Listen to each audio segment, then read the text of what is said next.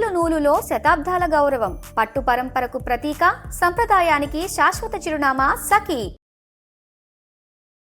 నమస్తే రమ్మగారు. నమస్తే జయ. రమ్మగారు, ఇప్పుడు కొంత డబ్బు ఉంది అనుకుందాం ఫర్ ఎగ్జాంపుల్. అలాంటప్పుడు సొంత ఇల్లు కొనుక్కోవాలని ప్రతి ఒక్కరికి ఉంటుంది. సొంత ఇంటికి అలా అందరికీ ఉంటుంది కదా. అలా సొంత ఇల్లు కొనుక్కోవటం మంచిదా ఆ డబ్బుతో, లేకుంటే రెంట్కు ఉండటం మంచిదంటారా? ఏది మంచి ఆలోచన? దీని మీద ఒక సేయింగ్ ఉంది.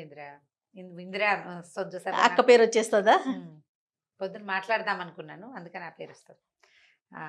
ఒక సేయింగ్ ఉంది, తెలివి తక్కువ వాళ్ళు ఇల్లు కడతారు, తెలివైన వాడు అందులో అద్దెకుంటాడు అని. అవునా రమ్మగారు? ఇప్పుడు బాండేజ్ అనేది ఉంటుంది, బాండింగ్ ఉంటుంది కదా. సొంత ఇల్లు అనే భావన చాలా అత్యద్భుతంగా ఉంటుంది. మన ఇల్లు ఇక్కడ నుంచి కదలక్కర్లేదు, మన ఎవడు ఏమండు, ఇక్కడ మనకు కావాల్సినట్టుగా చేయొచ్చు. అవన్నీ ఫీలింగ్స్, మన అన్న ఆలోచన కదా. అవన్నీ ఫీలింగ్స్. డబ్బు వేరు కదా, డబ్బు ఫీలింగ్ కాదు. డబ్బు అనేది మదుపు, ఒక చోట మనం లంతంగా ఖర్చు పెట్టడం, సంపాదించాలి. ఫీలింగ్స్కి సంపాదనకి ఏంతో పని, ఫీలింగ్లకి సంపాదన లెక్కర్లేదు కదా. పడుకుని ఎక్కడైనా ఆలోచించుకుంటే చక్కగా ఫీల్ అవ్వచ్చు మనం. ఇల్లు అనగానే డబ్బు కాదు, అక్కడ డబ్బుని చూస్తామా మనం?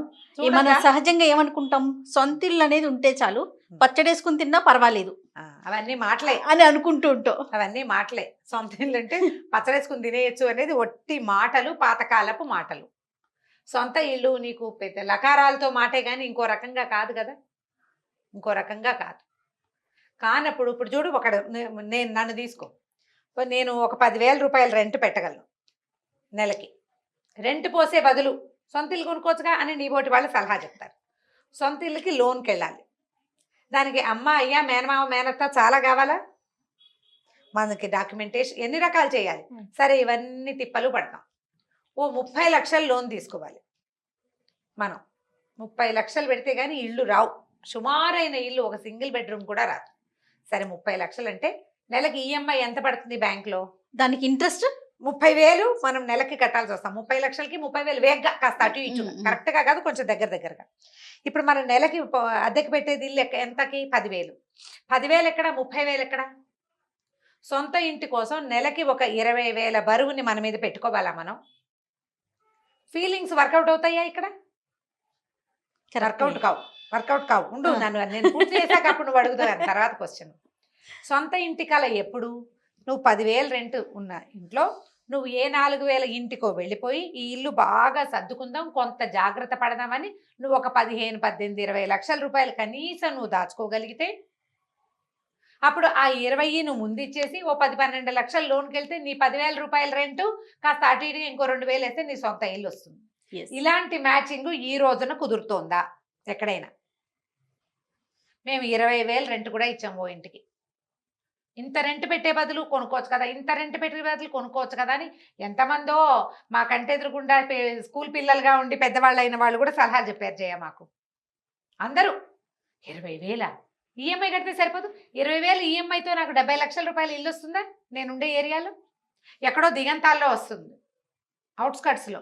అక్కడి నుంచి నేను రోజువారీ నా జీవితానికి పరిగెత్తి. ఇంత ఆలోచించారు రమ్మగారు, సొంత ఇల్లు ఉందా లేదా? ఎక్కడన్నా ఉండనివ్వండి, మీరు అన్నట్లుగా మనం ఉండే ఏరియాలో మనకు దొరకకపోవచ్చు, ఎక్కడో చోట సొంత ఇల్లు ఉందా లేదా అనే ఆలోచన సహజంగా వచ్చేస్తుంది కదా. కానీ సహజంగా అంటే చాలా తాత్కాలికంగా. ఈ ఖర్చులు మీరు ఒకసారి చూసుకుంటే ఒక వ్యాలిడ్ పాయింట్ చెప్పారు. మనం ఒక 30 లక్షలు పెట్టి ఇల్లు కొనాలనుకున్నప్పుడు కనీసం ఒక 20 లక్షలు మన దగ్గర ఉన్నప్పుడు మిగతా 10 లోన్కి వెళ్తే ఓకే. అంతేగాని మన దగ్గర ఒక 5 పెట్టుకొని 25 లోన్కి వెళ్ళి దానికి ఇంట్రెస్ట్ కట్టుకొని ఇటు ఇది కట్టుకోవటం అంటే అది కొంచెం ఇబ్బంది. ఇప్పుడు ఎక్కడో ఇల్లు కట్టి ఇల్లు కొని, లేకపోతే దానికి సొంత ఇల్లు కొంత లోన్ పెట్టినా దాని మీద రెంట్ వస్తుంది, ఆ రెంట్ కనీసం ఆ ఈఎంఐకి సపోర్ట్ చేస్తుంది, నేను ఇక్కడ ఏదో చిన్న దాంట్లో ఉంటాను అనుకునే ఆలోచన కొంత మటుకు కరెక్ట్. కానీ ఈ ఈక్వేషన్ చూసుకోకుండా దిగచ్చా? సొంత ఇల్లు నా మటుకు నేను అనుకుంటాను జయ, ఇప్పుడు అపార్ట్మెంట్లు వచ్చినాయా, అదేమి సొంత గోడలు మన సొంతం కాదు. అపార్ట్మెంట్లలో మన సొంతం అంటూ ఏం ఉండదు జయ. మనమున్న ఆ 4 గోడలే. నీ దారి నువ్వు పచ్చడి దంచుకోవడానికి వీల్లేదు, నీ దారి నువ్వు ఫంక్షన్లు పెట్టుకోవడానికి వీల్లేదు, మీ ఇంటికి 4 చుట్టాలు రాకూడదు, ఒక మొక్క పెట్టుకోవటానికి కదా, మీ ఇంట్లో చంటి పిల్ల అదే పనిగా ఏడవడానికి వీల్లేదు, మీ ఇంటికి వచ్చిన చుట్టం మీ బిల్డింగ్ లోపల కారు పెట్టడానికి వీల్లేదు. ఏమి సొంతదనం అందులో? సొంత అంటే నేల మన సొంతం అయితే సొంతది, అపార్ట్మెంట్ లో సొంత ఇల్లు కానేరవు కాదు అసలు. అప్పుడు కూడా సర్దుకుంటావు. నువ్వు అద్దెంట్లో ఉన్న సర్దుబాట్లే ఈ సొంత అపార్ట్మెంట్ లో కూడా ఉంటాయి. నువ్వు నేల కొని లేదా నేల మీద ఉన్న ఇల్లు కొనుక్కోగలిగితే అది చాలా గొప్ప లక్షాధికారుల కళ. ఇప్పుడు కోటీశ్వరుల కళ మాత్రమే తీరుతోంది. సామాన్యంగా మనబోటి వాళ్ళు అంటే middle class upper middle class వాళ్ళ వల్ల కానే కాదు. అంటే మనం ఉండే ఈ సరౌండింగ్స్ లో మనం కొనుక్కోలేకపోతాం. దిగంతాల్లో కొంటావు, అది నువ్వు ఎంజాయ్ చేయవు కదా. వేరే వాళ్ళకి ఇవ్వాల్సి. దిగంతాల్లో ఉన్న ఇంటికి చక్కగా 300 గజాల స్థలము, మధ్యలో చిన్న ఏమంటారు బొమ్మరిల్లు లాగా ఇల్లు సరదాగా బానే ఉంటుంది. అక్కడ రెంట్ రాదు, మనం ఉండలేము. ఆ వచ్చిన రెంట్ నీ ఈఎంఐని సపోర్ట్ చేయదు, నువ్వు వెళ్ళి ఉండలేవు, ఆ ఇల్లు పాడైపోతుంది. ఎందుకు వృధా? అందుకని చిన్న ఏజ్లో ఈ సొంత ఇళ్ళకి తొందరపడకూడదని భావిస్తాను. నా ఐడియా ఇది. ఇప్పుడు చిన్న పిల్లలే మనకి అడ్వర్టైజ్మెంట్ కనిపిస్తాయా, ఆ కుర్రాడికో 32-30 ఏళ్ళు ఉంటాయి, ఇంత చిట్టి పిల్లాడు ఉంటాడు, వీళ్ళు ఒక పెద్ద ఫ్లాట్ కొనుక్కున్నట్టు చూపిస్తారు. అడ్వర్టైజ్మెంట్స్ చూస్తున్నావా? మనల్ని లాగుతారు అందులోకి. ఒక 32-33 ఏళ్ల కుర్రాడంటే వాడికి ఉద్యోగం వచ్చి ఒక 8 ఏళ్ళు అయి ఉంటుందా కనీసం? ముందొస్తే ఎర్లీగా ఇలా ఏ పోస్ట్ గ్రాడ్యుయేషన్ అవగానే ఉద్యోగం వచ్చేసిన పిల్లలకి 30-50 లక్షల జీతాలు రావు. 8 lakhs 6 lakhs ప్యాకేజెస్ తక్కువ ఉంటాయి కదా. ఏదో ఐఐటీల వాళ్ళకి ఎవరికో ఒకడికి వచ్చిందని చూస్తాం. 2 కోట్ల ప్యాకేజీ, ₹1 కోటి ప్యాకేజీ. అందరికీ రావు చూడు. అవన్నీ వస్తాయి అందరికి? ఎలాగండి రాదు. కొద్ది మందే ఉంటారు. వాళ్ళ సంగతి వదిలేద్దాం, మీడియంగా ఉండే వాళ్ళ సంగతి చూద్దాం. ఇప్పుడు పెళ్ళయి ఈ పిల్లాడికి పెళ్ళి ఎప్పుడు అవుతుంది? 24వ ఏట ఉద్యోగం వస్తే 28వ ఏట పెళ్ళయింది అనుకో. ఈ 24 నుంచి 28 దాకా సొంత ఇంటి కోసం ఆలోచించి దాస్తాడా పిల్లాడు డబ్బులు? ఏం దాచాడు, హాయిగా ఉడాయించేస్తాడు. అయితే కానీ రమ్మగారు మీరు ఇట్లా అంటున్నారా, ఇవాళ రేపు మగపిల్లలు కానీ ఆడపిల్లలు కానీ సొంత ఇల్లు కొనుక్కున్నాకే పెళ్లి చేసుకోవాలి అనే ఆలోచనలో లేరా? చెప్పన్నారు ఒకళ్ళిద్దరేనా? ఎందుకు రమ్మగారు చూస్తున్నావు జయ, నువ్వు నిజంగా లైఫ్ లేదు. చాలా మంది పిల్లల్ని చూడండి, కొంచెం సెటిల్ అయ్యాక పెళ్లి చేసుకోండి. సెటిల్మెంట్ అంటే ఏంటి? సొంత ఇల్లేనా? అదే కదా మరి అలా ఆలోచన. అబ్బే నీకు ఎలా ఉంది? మబ్బులో నీళ్ళు చూసి ముంతలో నీళ్ళు పోసుకోవటం.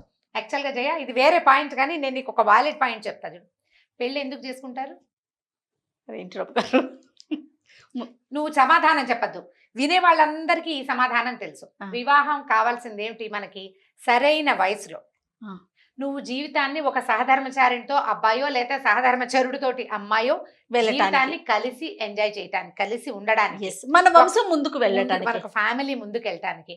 నువ్వు 36కి ఇల్లు కట్టుకుని 36కి పెళ్లి చేసుకుంటే నీ పిల్లలు పుడతారో లేదో ఒక ప్రశ్న, అర్థకో 2 ప్రశ్నలు అవన్నీ క్వశ్చన్ మార్క్స్ కాదన్నట్లు. కాబట్టి అసలు ఆలోచనే తప్పు. ఇల్లు కట్టుకున్నాక పెళ్లి చేసుకోవటం ఏమిటి? చాలా మంది ఉన్నారు. నేను మాట్లాడిన ఎంతో మంది నాకు ఇదే మాట చెప్పారు. 27-28 ఏళ్ళైనా తప్పకుండా ఖచ్చితంగా వాడికి 36 దాకా పెళ్లి అవుతుంది.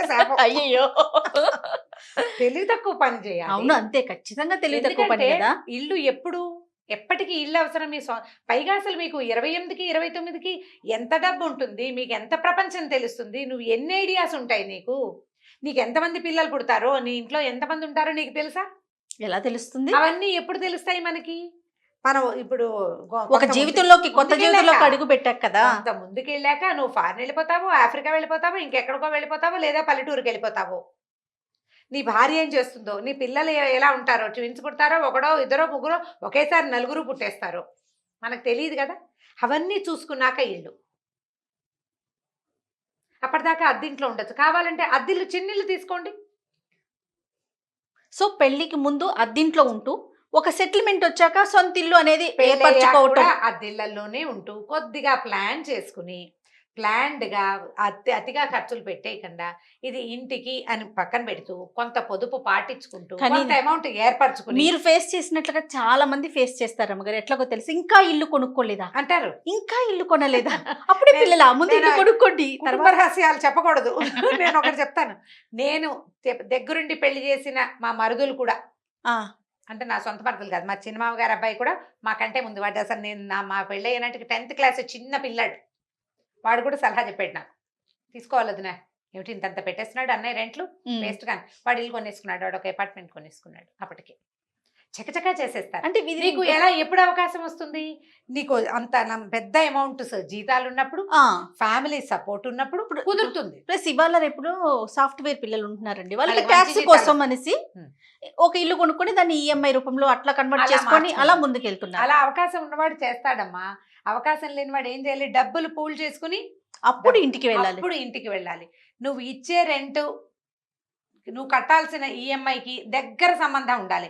నువ్వు 10,000 రెంట్ ఇచ్చేవాడి 30,000 40,000 ఈఎంఐలు ఉన్నవి మాత్రం పెట్టుకోకూడదు. అవి తెలివి తక్కువ పనులు. ఆ ఉద్యోగాలు ఏదన్నా అవ్వచ్చు, వ్యాపారాలు ఏదన్నా అవ్వచ్చు, ఏదైనా కావచ్చు. రిస్క్ మనం తల మీద పెట్టుకోవటమే కదా. ఇల్లుంటే బాగుంటుందంటే ఇల్లుంటే మాత్రం అది ఎప్పటికి సొంతం అవుతుంది?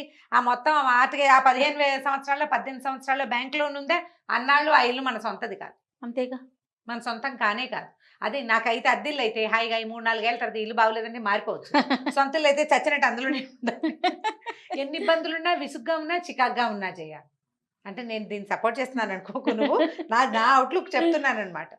నిజంగా నేను ప్రతి 3 ఏళ్ళకి ఇల్లు మార్చేసినప్పుడు చాలా హాయిగా ఉన్నాను. 5 ఏళ్ళ నుంచి సొంత ఇంట్లో ఉండి నాకు విసుగ్గా ఉంది. ఎప్పటికీ ఇదే అయ్యో ఇల్లు మారిపోతే బాగుండు అనిపించేస్తుంటుంది నాకు. లోపల రీమోడలింగ్ చేయించండి రమ్మగారు, కొత్తగా అనిపిస్తుంది అప్పుడు. అవును, అన్ని మార్చేసుకుంటే ఎలా అప్పుడు ఉంటుంది? కొత్తగా అనిపిస్తుంది. అవన్నీ టైం ఏది అసలు మనకి? ఇప్పుడు ప్లాన్డ్ గా చేయాలి ఇల్లు కొనుక్కునే వాళ్ళు.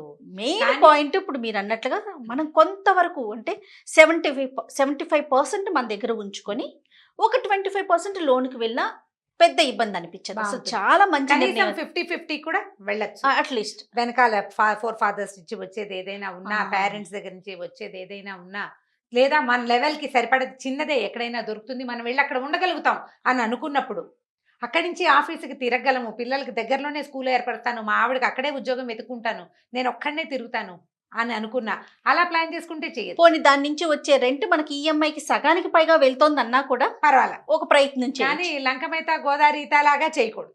ఏంటండి లంకమేత గోదావరి ఈత. లంక మేత. లంక ఇప్పుడు లంకలో ఉంది మన భోజనం. లంక అంటే ఏమిటి? గోదావరి మధ్యలో ఉంటుంది. ఇదంతా ఈదుకుంటూ వెళ్ళి అక్కడ తింటావు.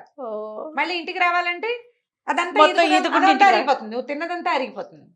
కాబట్టి అలా చెయ్యొద్దు. ప్లాన్డ్ గా చేయండి, పొదుపు చేసుకోండి దానికోసం. ఈ పెళ్లి అయ్యే లోపలే 28కి పెళ్లి చేసుకోకుండా 36 దాకా ఇంటి కోసం అనుకోకండి. ఇల్లు తర్వాత అయినా కొనుక్కోవచ్చు.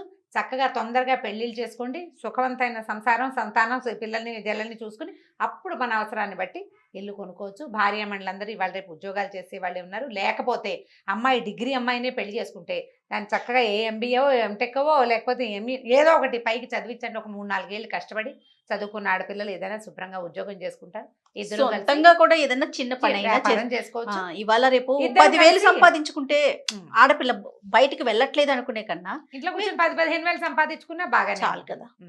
ప్రయత్నం చేయండి. ఆడ మగ ఇద్దరు ఉద్యోగాలు చేసుకుని సంపాదించుకునే రోజు ఇది. అట్లా ప్లాన్ చేసుకుంటే చక్కగా సరిపోతుంది. రైట్ రామ్ గారు, నమస్తే. నమస్తే జయ.